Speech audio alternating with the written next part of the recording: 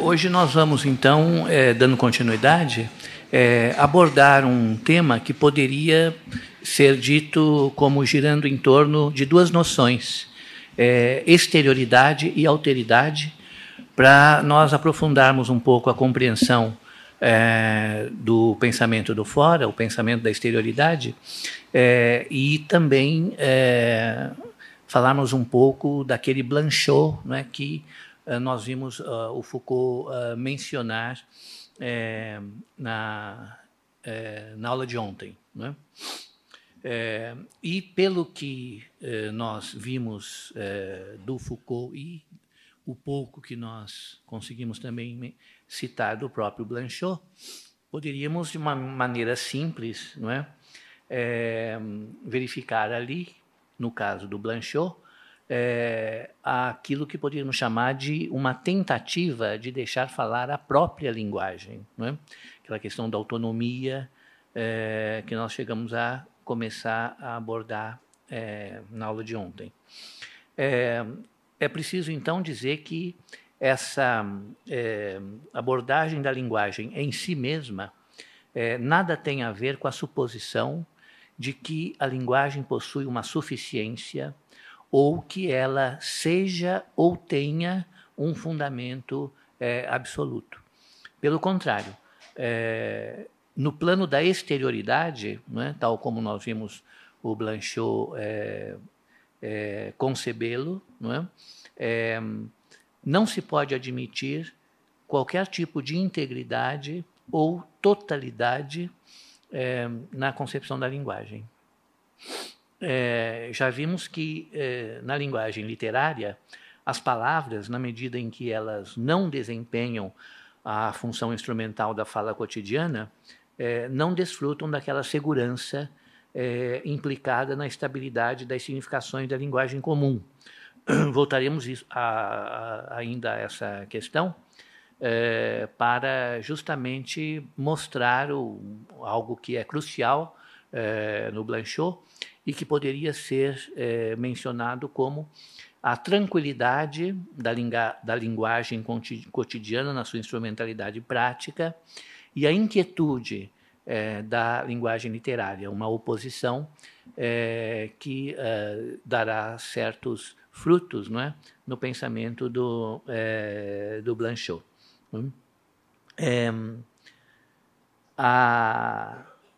E essa diferença, evidentemente, tem a ver com aquilo que nós podemos, de uma maneira muito imprecisa, por enquanto, né? Mas não sei se vamos poder chegar a precisar mais do que isso, né? Chamar de irrealidade da ficção. Né? A irrealidade da ficção constitui a sua pobreza. Né? Diz o Foucault, diz o Blanchot, nenhum exercício de imaginação, nenhum acúmulo de pormenores realistas que o escritor, porventura, venha a colocar na sua obra, vão poder modificar esta pobreza constitutiva da linguagem literária. Não é? Por assim dizer, esta situação, não é? Da linguagem. Acerca disso, o Blanchot diz o seguinte, um trecho do ensaio A Linguagem da Ficção, que está no livro A Parte do Fogo. Né? É um dos ensaios dessa coletânea A Parte do Fogo. Está traduzida, não é, aqui entre nós pela editora Rocco. Então, lá diz ele, o valor, a dignidade das palavras do dia a dia é estar o mais perto possível do nada. Tudo, então, é nulidade. E, todavia, a compreensão não para de se realizar, parecendo mesmo atingir um ponto de perfeição. No romance, o ato de ler não muda, mas a atitude daquele que lê o torna diferente. Aqui não partimos de uma realidade dada como nossa. De um lado, trata-se de um mundo que vai ainda se revelar, e de outro, de um conjunto imaginado que não pode deixar de ser irreal. Né? Em suma, a linguagem cotidiana, ela trabalha, ela se move num mundo já revelado, né? E a linguagem literária num mundo que se revela a partir desse contato, né, que se tem com a própria linguagem, o leitor, por exemplo, né, com o livro. De tal maneira que isso que ainda está por fazer, no caso da linguagem literária, o livro é sempre por vir, né, como o título de um famoso, né, de um livro do Blanchot, o livro por vir. O livro, a ficção, está sempre por acontecer, né?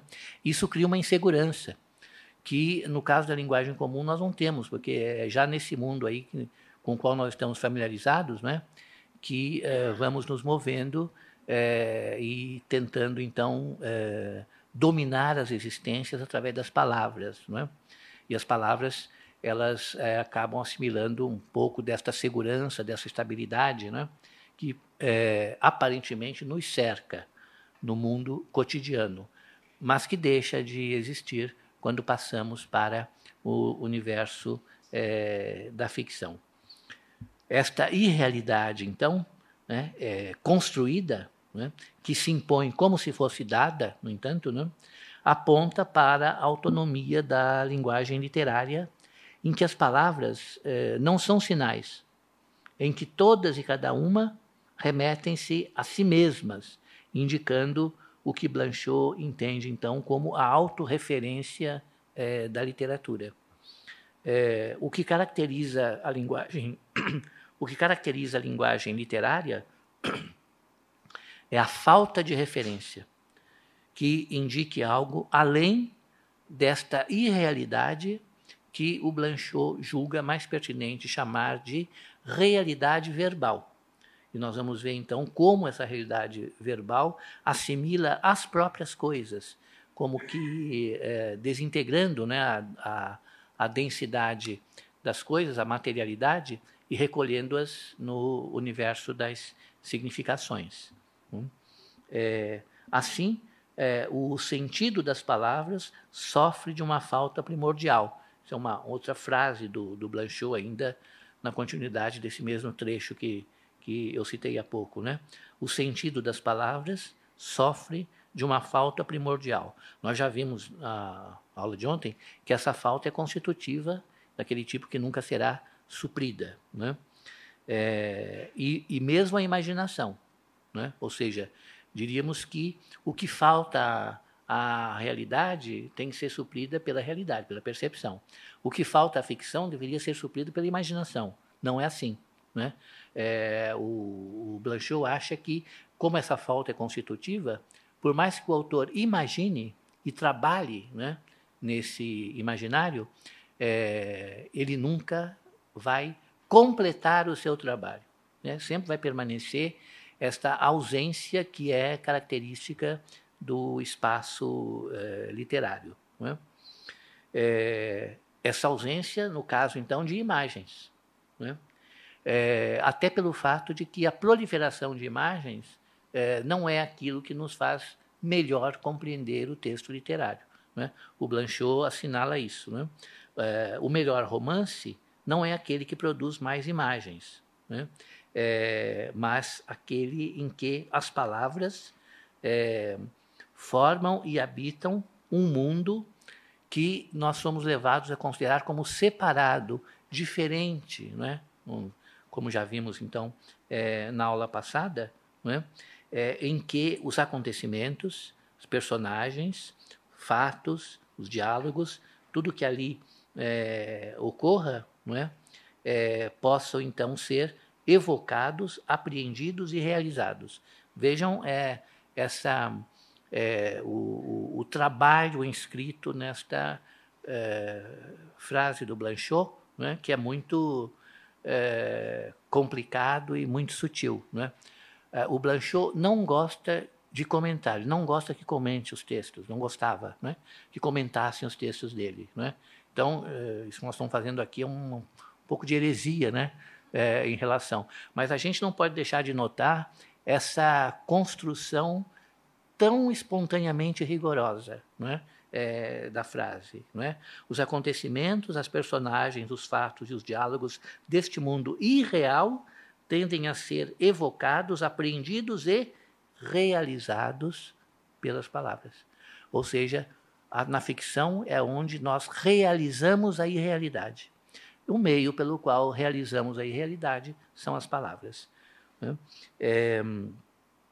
Ou seja, portanto, esse mundo, né, nós podemos chamar assim, da ficção, não se trata de um outro mundo. Vamos hoje falar bastante dessa questão do outro e da alteridade. Né? Não se trata de outro mundo, o que seria permanecer no mesmo registro, né? Aquele em que o outro existe para ser reduzido ao mesmo. Falamos um pouco disso ontem, quando remetemos, né, a posição de Foucault a respeito da alteridade, né, à filosofia crítica de Kant, né, em que você tem lá sempre outros usos da razão, mas que, no entanto, sempre são remetidos à unidade transcendental. Né?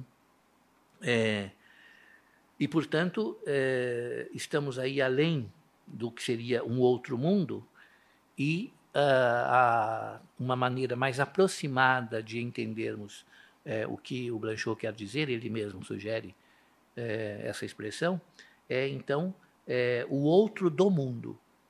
Não o outro mundo, mas o outro do mundo. Não é? Naturalmente, assinalando aí uma certa radicalidade na diferença, não é? Que não é, então, entre mundos, né? Uma diferença que pode sempre ser reduzida a alguma unidade primordial, mas o outro do mundo, que seria, então, aquele, digamos assim, completamente diferente. Não é? Nós percebemos aqui que o Blanchot quer indicar algo mais do que uma diferença entre o mundo real e o mundo fictício, ou aquele que nós chamamos de irreal. Né? Justamente porque seria preciso superar essa oposição entre o real e o irreal, o percebido e o imaginário, não é? Tal como ela tradicionalmente vem sendo cultivada. Não é? Por aquele pensamento que nós já vimos o Blanchot criticar, e o Foucault também, né, na aula de ontem, que eles chamam de pensamento dialético, né, aquele em que a negação projeta a sua futura conciliação pela incorporação numa afirmação absoluta. Né. Antecipando possíveis explicações, nós poderíamos dizer que este outro do mundo é a realidade engendrada na linguagem pelo trabalho do imaginário, mas sempre mantendo aquela tentativa de superar as oposições tradicionais, não é? Entre real e irreal, imaginário e imaginado e percebido. Para entender o que isso significa, devemos então abandonar a relação entre imagem e objeto, que coloca sempre a imagem depois do objeto e na dependência dele. Como na concepção cartesiana, né? Nós falamos um pouco disso na aula de ontem, em que a imagem seria essa espécie de sucedâneo ou continuação do objeto na ausência dele. Né? Mas não é necessário que pensemos nesta sequência. Né? Primeiro o mundo sensível e aquilo que é percebido. E depois a imagem evocada, não é? Por essa faculdade especial do espírito. Porque a imagem é sensível, do mundo sensível, como Descartes acentua bastante. E quando nós não aprendemos mais a coisa e aprendemos apenas a imagem, não é? Nós continuamos aprendendo ainda algo de sensível. Não é? Agora, o que o Blanchot procura nos indicar é que seria equivocado entender que, então, neste caso, a imagem tomou o lugar da coisa. Né? E nós, então, possuímos aquela situação complicada, né, em que há uma espécie de representação interna da própria coisa na sua ausência. Né? E isso, então, para o entendimento, aparece como sendo um sucedâneo. Não é? Quer dizer, É porque houve a coisa ou o objeto que agora há a imagem que substitui, então, aquela presença forte por uma ausência ou por uma presença mais fraca, né? Como vocês podem perceber, essas relações que procuram, então, vincular as duas instâncias, não é, são recusadas pelo Blanchot, né? A imagem é sensível, tão sensível quanto o mundo sensível, não é? Nós não aprendemos uma imagem que tomaria o lugar do objeto, mas nós aprendemos uma conversão. Aprendemos o objeto convertido em imagem, né? E é esta conversão que constitui o outro do mundo real ou do objeto.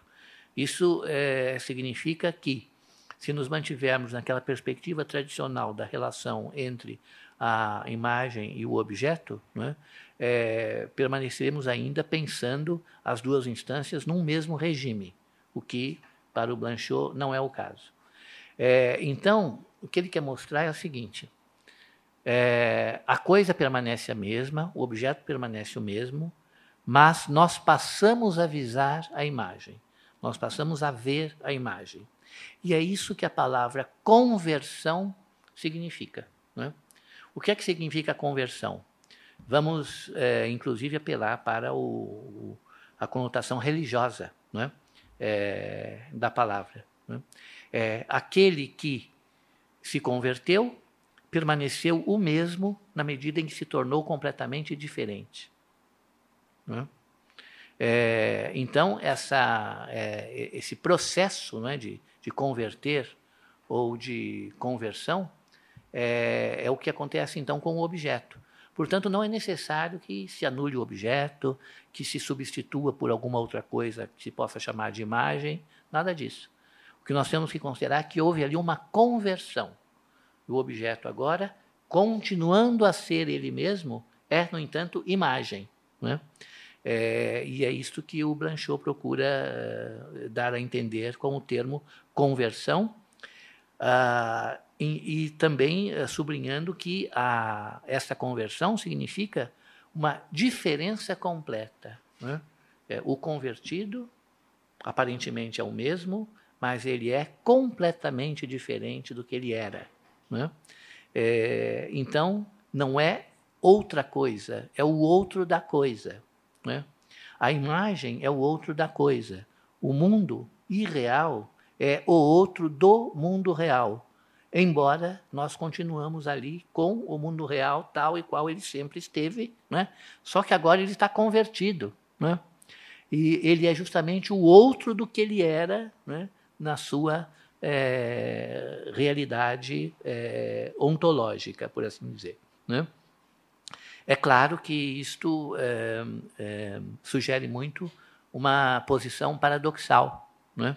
E o paradoxo consiste em que o mundo real justamente não desaparece para dar lugar ao mundo imaginário, né? De algum modo são o mesmo, e quando eu viso o real como imaginário, estou visando ali mesmo outra possibilidade de ser, né? Nós vamos ver que o Blanchot apela para o Sartre, para embasar essa questão de ver naquilo que ali está, na sua materialidade percebida, a possibilidade de visar outro, que seria então a imagem, o outro daquilo que é percebido, não é? Ou seja, visamos no mesmo outra possibilidade de ser. Essa outra possibilidade acontece por via de um ato, né, que afasta a realidade, não para substituí-la pela irrealidade, mas para visá-la na modalidade irreal ou imaginária de ser, né? Não é por acaso que o Blanchot vai evocar o Sartre, né? Porque justamente na concepção do imaginário do Sartre, esse visar, né, o imaginado por um tipo de intencionalidade específica da consciência consiste, de certo modo, em afastar ou pôr entre parênteses aquilo que ali está, sem que aquilo que ali está desapareça. para que venha, então, para que ganhe, né, destaque o imaginário, o imaginado que a consciência visa. Portanto, não é por acaso que ele menciona o Sartre e essa concepção da consciência intencional na modalidade da imaginação, que consiste exatamente em afastar a materialidade particular, né? O exemplo que o Sartre dá é um retrato, né? Um retrato pintado, que nós vemos no museu, por exemplo, não é? A realidade material desse retrato consiste na tela, nas tintas, no lugar em que ele está, na luz que sobre ele incide, em todas as circunstâncias materiais que formam, né, aquele objeto que está diante de nós, que foi transportado para lá, depois vai voltar para o lugar dele, aquela coisa toda, né?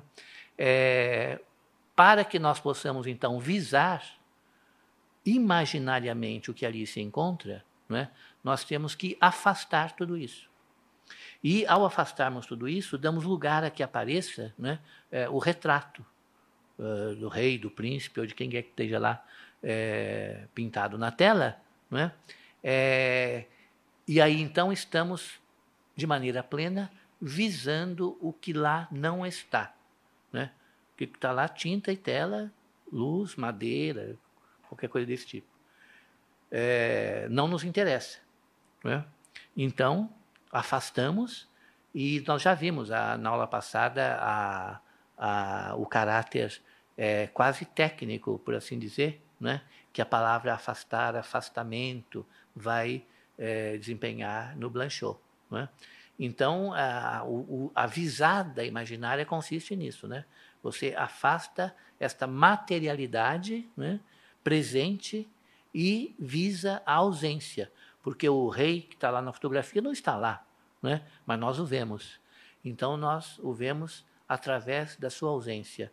E o suporte material, né, é apenas a ocasião para que ele mesmo, né, apareça. O Blanchot, ao evocar o Sartre, diz o seguinte: o próprio ato de imaginar, como bem o demonstrou Sartre, presume que devemos acima... Desculpa. O próprio ato de imaginar, como bem o demonstrou Sartre, presume que nos elevemos acima dos objetos particulares reais e que nos orientemos para a realidade vista em seu conjunto, não para concebê-la ou para vivê-la, é verdade, mas para afastá-la e, nesse afastamento, encontrar o jogo sem o qual não haveria imaginação ou ficção, né?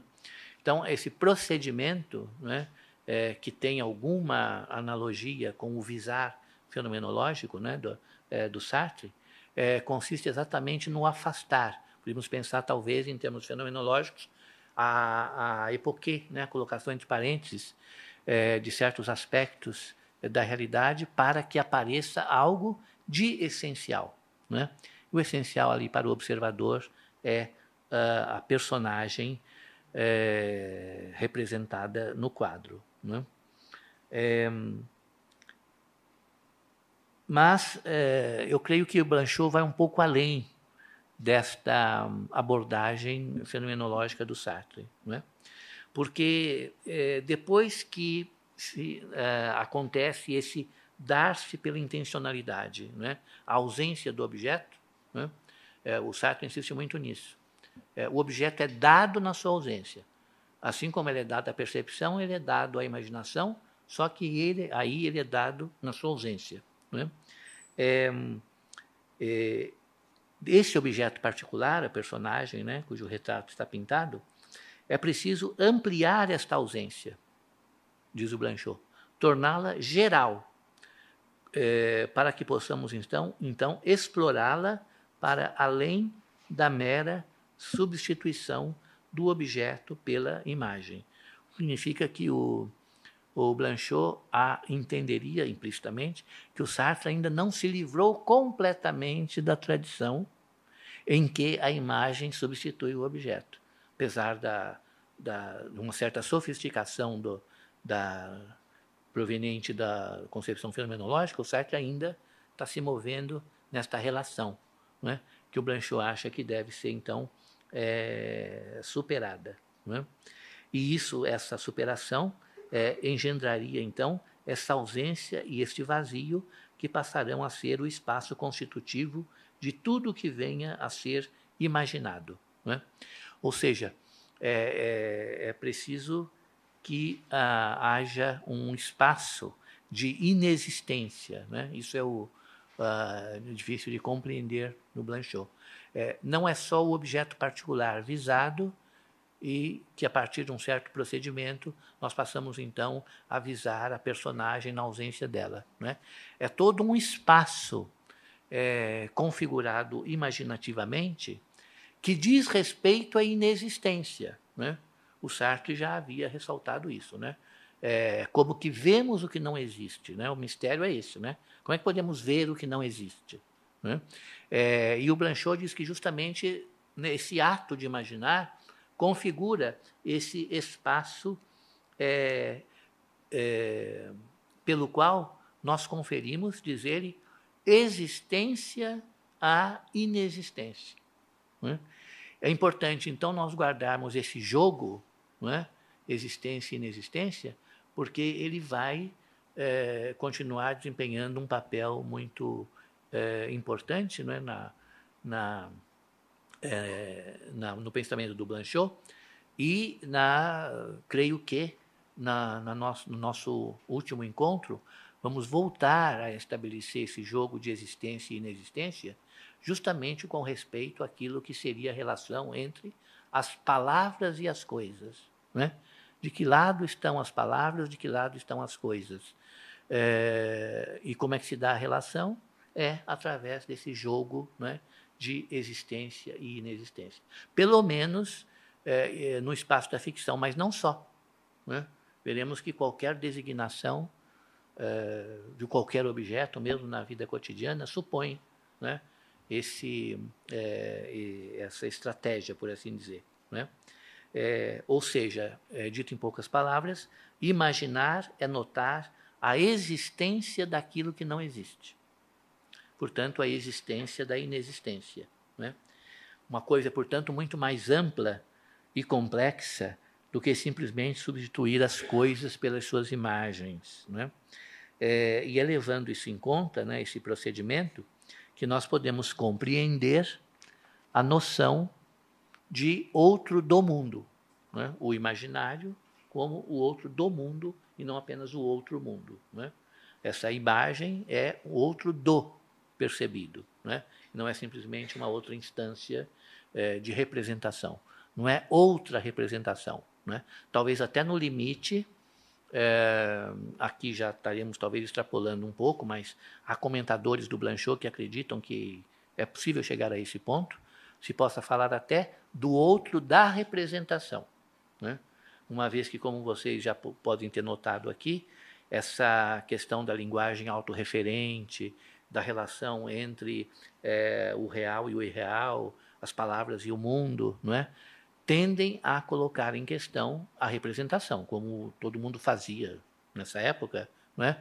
Blanchot também, então, não se furta, né, a esse trabalho, só que através desta relação, né, entre as palavras e as coisas, né, para usar o título do Foucault.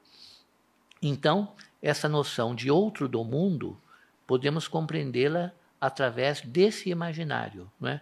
Independente, portanto, da percepção real, implicando, então, esta ausência. Uma ausência, na verdade, absoluta. Não é? Provavelmente o Blanchot acha que, quando Sartre fala de ausência, essa ausência ainda está numa certa dependência da presença. Não é? O imaginário ausente dependente da materialidade presente da percepção, né, das condições de percepção. E aqui ele está, então, tentando chegar a uma ausência absoluta, né, provocada por esse afastamento radical. Né? Concorda com Sartre que o que se dá é um processo de afastamento, mas esse afastamento tem que ser mais radical do que aquele que o Sartre propõe. Né? E aí, então, voltamos ao paradoxo que nós já citamos, né? O percebido, o objeto, continua ali, convertido em imagem, né? A imagem como o outro do objeto. A consequência disso ela é importante, porque na relação clássica, a imagem, que se forma sempre posteriormente à percepção do objeto, acabava sempre por remeter novamente ao objeto, justificando a prerrogativa da realidade, a superioridade da realidade sobre a imaginação, né? E assim por diante, segundo os pressupostos, né? Do pensamento racionalista clássico. Agora, o que nós estamos vendo nessa concepção do Blanchot, a imagem não tem mais a função de remeter ao objeto. E ela tem uma função que é contrária. Ela tem a função de aprofundar a sua própria ausência, né? Ou seja, não é uma ausência que remeta a uma presença que já houve, ou que eu posso lembrar, etc. É um constante aprofundamento de sua própria ausência. É isso que a imagem faz, né? Mostrar reiteradamente, incessantemente, que há uma ausência, ou seja, que não há nada, né? E é essa insistência que é a característica da imagem, portanto, ela fica, então, bastante separada, né? Do que seria o seu possível correlato de percepção, né? Uma vez que ela tornou o objeto ausente, né, esse objeto tornado ausente não vai mais poder ser evocado como presença. Ele saiu, ou seja, a imagem saiu, a imagem está fora, justamente, né, daquele lugar em que a percepção se constituía, né? A imagem provocou o desaparecimento do objeto e o aparecimento da ausência. O Blanchot não hesita em usar esses termos, nessas expressões, e nós já vimos isso na aula passada a respeito do sujeito, né? O sujeito desaparece na medida que a linguagem aparece, mas a linguagem não é nada, então o que aparece é o nada, o sujeito que é o real desaparece, né? Então todo esse jogo, né, aqui também se aplica. Quer dizer, o objeto que seria real desaparece. A ausência, que não tem nada de realidade, ela aparece, né? Eu vou me valer aqui para clarificar um pouco isso, de uma comentadora, né, do Blanchot, que é a Tatiana Levy, Tatiana Salem Levy. Ela é lá uma pesquisadora do Rio de Janeiro, que escreveu um livro. Deixa eu trouxe aqui. Escreveu este livro, chama então A Experiência do Fora, né? Blanchot, Foucault e Deleuze. Ela, né, aborda essa experiência nos 3 autores. É um livro editado pela Civilização Brasileira em 2011, né? E o trecho ao que eu me refiro é o seguinte: ela diz o seguinte: a característica da imagem seria, então, a de afirmar as coisas em sua desaparição, a de tornar presente a ausência que afunda, né? Eu gostei desse trecho porque eu achei um achado extraordinário, essa expressão. Afirmar as coisas em sua desaparição. Afirmar o desaparecimento, não é? Como se nós pudéssemos tratar com aquela presença da ausência, né? O desaparecimento que se afirma, né? Como justamente o que depois o Blanchot vai chamar, nós já vimos na aula passada, né? A realidade da ficção, como se fosse real, só que é dentro da linguagem, dentro do universo imagético, não é? Mas é a realidade da ficção que ali se afirma, né? Mas é uma ausência, né? É o nada.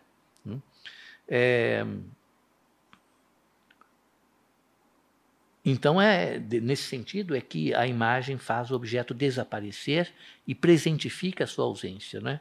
E a relação entre a imagem e a coisa fica, então, bastante sublinhada nesta afirmação, né, que faz a Tatiana Levy da desaparição.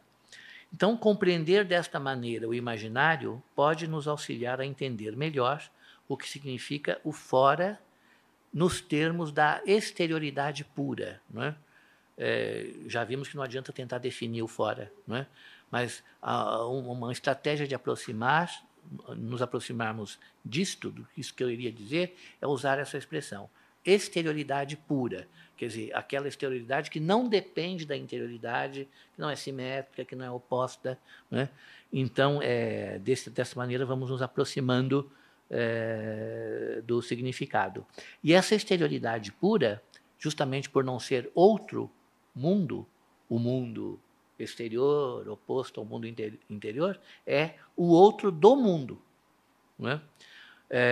Voltamos, então, àquela pergunta que fizemos no início da aula passada, não é? Do que fala a literatura, não é? Bom, pelo que nós vimos aqui do trabalho do imaginário, já podemos dizer que não é da imagem no sentido tradicional, e de tudo que a noção tradicional de imagem implica também no conceito habitual de ficção, né? No que nós habitualmente entendemos por ficção. Não se trata também, e já vimos isso, de opor realidade à fantasia, não é? Ao deixar o universo familiar da fala cotidiana, não é? Da reflexão ordenadora, disso que nós chamamos de realidade, ocorre, então, essa transição para fora, não é? Para fora do pensamento da interioridade. E nos deparamos, então, com a realidade, né? Uma realidade não familiar, porém estranha. A realidade da ficção se caracteriza principalmente pela estranheza. E a nossa tendência é considerar que o estranho é o irreal. O estranho não é real. O estranho não faz jus à realidade. Ele não deveria estar ali, né? Então, nós procuramos destituí-lo de realidade. Mas é justamente essa realidade estranha que a não familiar, né? Que a ficção vai trazer através da linguagem, né? Ainda nesse mesmo livro, da Tatiana Levy, a respeito disso, ela diz o seguinte: o realismo da ficção joga o leitor num mundo de estranhamento, onde não é mais possível o reconhecimento, não é mais possível se reconhecer. Ele, o leitor, não se reconhece mais, porque ele está num mundo que é o outro de todos os mundos, né? Um mundo que é o outro de todos os mundos. Portanto, o estranho no sentido absoluto, não é? Sem ligação qualquer com aquilo que, eventualmente, tivesse sido familiar, né? É preciso insistir, então, que esse estranhamento radical não seria provocado por um outro mundo dialeticamente vinculado ao mesmo mundo, né? A recusa da dialética, nós já vimos, né?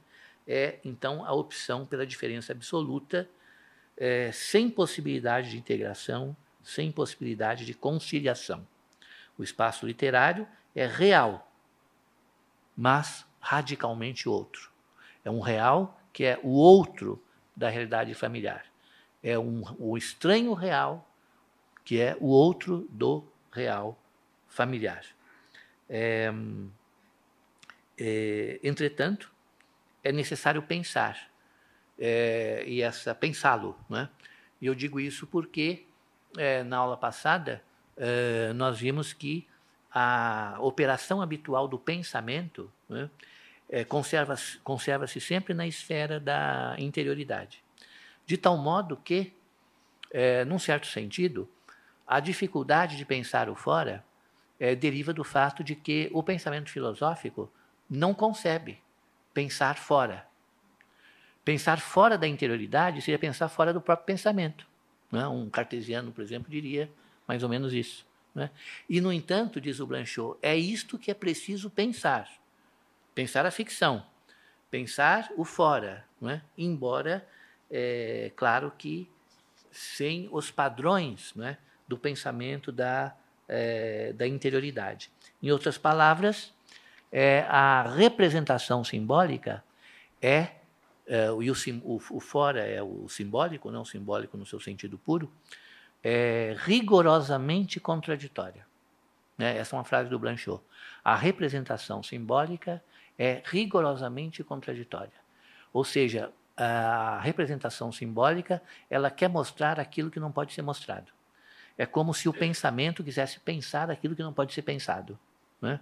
Então, ela é rigorosamente contraditória e, ele continua, ela não pode chegar a nada nessa direção. Né? Resta, então, o quê? O que seria o equivalente desse pensamento da exterioridade ou pensar a exterioridade? Vivenciar esta impossibilidade. Né?